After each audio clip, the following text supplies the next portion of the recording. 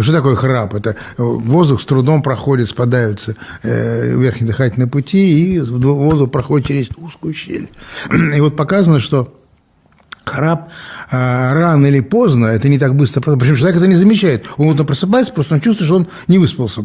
Но он не знает, что он ночью не мог спать, что у него было апноэ, что он каждые несколько минут просыпался, тяжелый, значит, такое пауза, значит, апноэ, вот, потом он это